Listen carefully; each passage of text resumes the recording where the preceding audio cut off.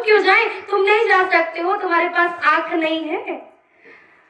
सुग्रीव ने कहा आंख तो है, पर वो आंख नहीं है जिससे मैं प्रभु का दर्शन कर सकूं। वो आंख नहीं है। आंख तो सभी के पास है ना, है ना? लेकिन क्या सूर्य की आंखें हैं क्या किसी के पास? है। सूर्य जी, एक दिन क्या हुआ, बिहारी जी का सुंदर श्रृंगार हुआ करता था और सूरदास जी जाते थे दर्शन करने और बस भविष्यवाणी करते चले जाते थे, आज मेरे श्याम जी ने पीतांबर पहना है, कितने अद्भुत लग रहे हैं। और किसी दिन भगवान ने नीलांबर पहना, वहां मेरे प्रभु आज तो नीलांबर पहन के आपने तो पूरे आकाश को धरती पर हिला दिया। पुजारी ने सोचा इनके पास तो आंखें है नहीं, ये तो अंधे हैं और ये सारे संसार में अपनी प्रसिद्धि कराने के लिए दूसरे से सुन लेते हैं और बता देते हैं कि आज प्रभु ने ये पहना। तो पुजारी ने एक काम किया कि आज ठाकुर जी को कुछ नहीं पहनाया। और जब सूरदास जी मंदिर में गए तो सूरदास जी से कहा, अरे सूरदास जी ये बताइए कि आज प्रभु ने क्या पहना है? सूरदास जी मुस्कुराए और अपनी भाषा में उन्होंने बहुत सुंदर पद लिखा है। सूरदास जी ने कहा, आज पुजारी जी आपने मेरे गोविंद को कुछ पहनाया ही नहीं है। पुजारी चरणों में गिर पड़ा, अरे मैं जिस सूर को कहता था कि ये तो नाटकी है, उसे तो सचमुच में पता है कि आज गोविंद ने कुछ पहना है। तो भगवान को देखने के लिए ना, देखन को घनश्याम की मूरत, चाहिए सूर की अंधेरी अखियां। भगवान को देखने के लिए हर किसी के पास नेत्र नहीं है। जिनको देखिए, व्यक्ति का देखने का तरीका होता है, नजरिया होता है। साथ में थे शिव जी और माता सती, दोनों ने देखा, लेकिन दोनों के नजरियों को देखिए।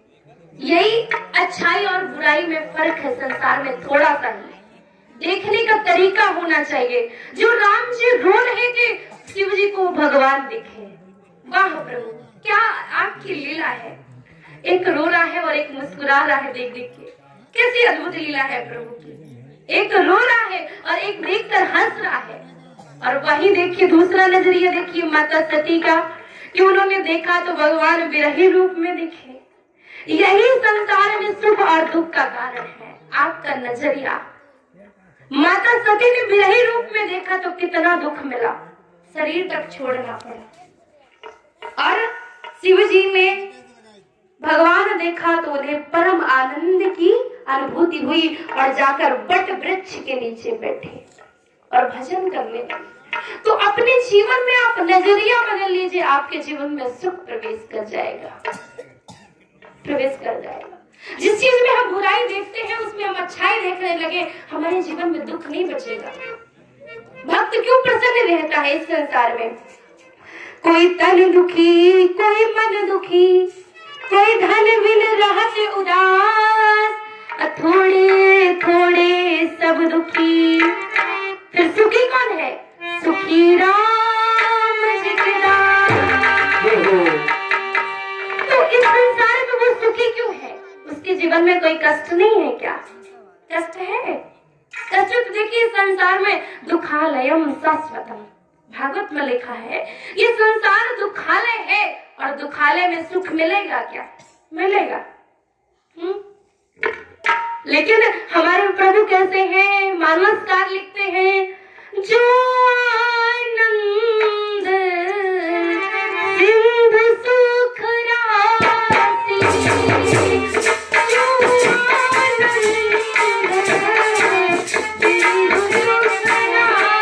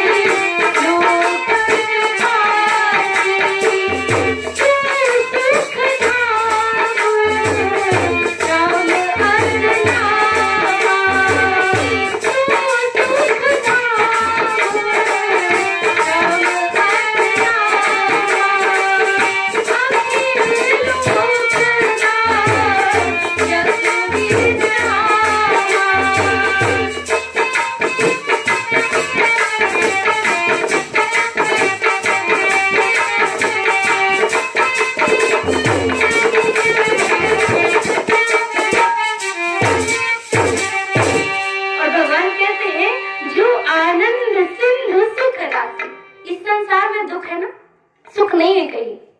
कोई तन दुखी, जिसके पास बहुत धन है वो तन से दुखी है, 50 बीमारियां है ना। जिसके पास खूब धन है, आप सोचोगे बढ़िया माल खा रहा होगा, नहीं, उसके घर में जाके देख लेना, सूखी रोटी खा रहा होगा और उसके आगे नौकर बढ़िया घी दूध खा रहे होंगे, और वो तो डॉक्टर से दवा लेके भोजन कर रहा है। शुक्र मनाओ कि हम आप कितने धन्य हैं। तो कोई तन दुखी, कोई मन दुखी, जिसके पास सब कुछ है वो मन से परेशान है। और फिर कोई तन दुखी, कोई मन दुखी, कोई धन बिन रहत उदार, जिसके पास सब कुछ है उसके पास धन की कमी है, इसलिए वो धन से दुखी है। तो जब इस संसार में कोई सुखी ही नहीं है तो फिर सुख कहाँ है? मैंने कहा ना, सुख वही है जो आनंद सिंधु सुख राशि, वो कि सुख नहीं है, सुख की राशि है। राशि अर्थात समुद्र, समुद्र है। अब सोचिए, उनकी एक बूंद से सीकर लोक सुपासी, उनकी एक बूंद से समस्त पूरा त्रिभुवन आनंदित हो रहा है। तो सोचिए वो आनंद कहाँ है? वो आनंद यहीं पर है, वो आनंद अन्यत्र कहीं नहीं है। तो माता सती को भ्रम हुआ, और लेकिन हमारे सुग्रीव जी को भी भ्रम हुआ, लेकिन हनुमान जी पर विश्वास किया। या तो आपके पास वो नेत्र होने चाहिए कि हम परमात्मा का दर्शन कर सकें, और अगर नहीं है तो नहीं है। मान लो यहाँ पे 440 वोल्ट का करंट आ रहा हो है, और उसे कोई पकड़ ले जाके, और दूसरा व्यक्ति उसे छुड़ाने जाए तो क्या हाल होगा? वो भी चिपक जाएगा, और तीसरा जाए वो भी चिपक जाएगा। तो जब तक उसका स्विच ऑफ नहीं किया जाएगा तब तक बचेंगे कोई? सबको करंट लगेगा। तो इसी तरह ये जीवन में राम नाम रूपी करंट कब आएगा? जब कोई एक सच्चा जय जय हनुमान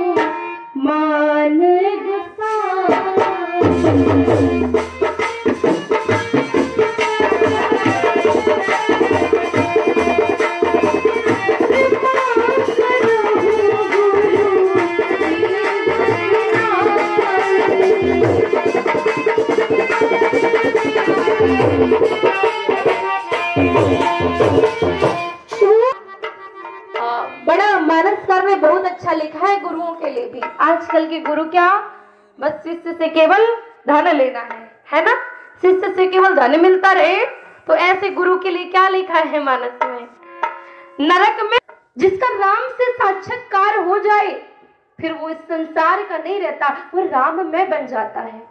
और ऐसा गुरु अगर जीवन में आता है तो वो हनुमान जी की कृपा से ही आता है। इसीलिए सुग्रीव जी कहते हैं, धर बट रूप देख तुम जाइए, आप जाइए और आप देख कर आइए कि कौन आया है, क्योंकि हमें खुद पर भरोसा नहीं है। व्यक्ति को जब खुद पर भरोसा ना हो तो किसी सदगुरु पर भरोसा कर लेना चाहिए, या तो खुद इतने ज्ञानी बन जाओ कि खुद पर विश्वास हो, और अगर नहीं है तो सदगुरु की शरण में चले जाओ। तो आज सुग्रीव जी ने कह दिया, और जाकर सुग्रीव जी का साक्षात्कार परमात्मा से हो गया। तो दोनों को भ्रम हुआ। तो माता आज कहती है कि वो पूर्व जन्म अधिकारी जय पावे। अच्छा, आपके पास एक पात्र हो, एक लोटा हो जिसमें जल भरा हो, और उसमें गंगा जल भरना हो, तो क्या करोगे? क्या करोगे? पहले उस जल को निकाल देंगे और फिर जाके उस पात्र में गंगा जल भर लेंगे। अब देखिए, हमारे चच्चू है ना सलवन के, आप तो जानते होंगे, वो मोबाइल पे कथा सुन रहे हैं और वो कह रहे हैं कि उसमें गंगा जल भर देंगे। प्रेम से बोलिए राधे राधे। तो आज मां कहती है कि मैं आज जानना चाहती हूँ, मेरे मन में जिज्ञासा है। प्रथम सुकाल ने कहूं बिचारी, निर्गुण ब्रह्म सगुण व पुधारी। जय हो। परमात्मा अगर वो निर्गुण है तो वो सगुण रूप में क्यों आता है? और आज मैं केवल ये नहीं पूछूंगी, पुण्य प्रभु कहूं राम अवतारा, बाल चरित पुण्य कहूं उदारा। क्योंकि बालपन की जब तक हम प्रभु की कथा नहीं सुनेंगे ना, तब तक प्रभु समझ में नहीं आएंगे। इसका कहने का भाव ये है कि जीवन में जब तक आपके बाल कांड नहीं प्रवेश करेगा तब तक आप उत्तर कांड में नहीं जा सकते, क्योंकि इस मन को बालक जैसा बनाना होगा, बालक जैसा बनाना, तब प्रभु आएंगे। अच्छा, किस किस का मन बालक है, जरा उठाइए हाथ। दिन रात हम लोग यही कहते हैं हम बूढ़े हो गए, बूढ़े हो गए, पर क्या ये मन बूढ़ा होता है? नहीं होता ना। ये मन जवान होता है? नहीं होता है। ये मन बालक होता है? नहीं होता है। मन की तो एक अलग ही गति है ना। तो मन को बालक जैसा बना लो। और बालक कैसे होते हैं? कैसे होते हैं बालक? छोटा सा बालक अगर उसको डांट दो तो वो चुपचाप बैठ जाएगा जाके, और जब वो रूठ के बैठ जाए तो बस एक चॉकलेट दे दो तुरंत प्रसन्न हो जाएगा, है ना। तो मन को बालपन बना लीजिए, अर्थात कहने का भाव कि मन में किसी के प्रति ईर्षा, द्वेष, छल, कपट, दंभ ना हो, क्योंकि भगवान भी कहते हैं ना, निर्मल मन जन सो मोहि पावा, मोहि कपट छल छिद्र ना भावा। और जब तक ये भाव आपके जीवन में नहीं आएगा प्रभु प्रवेश कदापि नहीं कर सकते हैं। तो आज बालकपन की भगवान की कथा सुनना चाहती है माँ, और कहती है कि आज विवाह की कथा, भगवान के जो चरित्र है उनकी कथा, उसके बाद भगवान की वन लीला और जितनी भी लीलाएं की है वो आज मैं सुनना चाहती हूँ। तो आज भोले बाबा बहुत प्रसन्न हुए और कहते हैं, देवी धन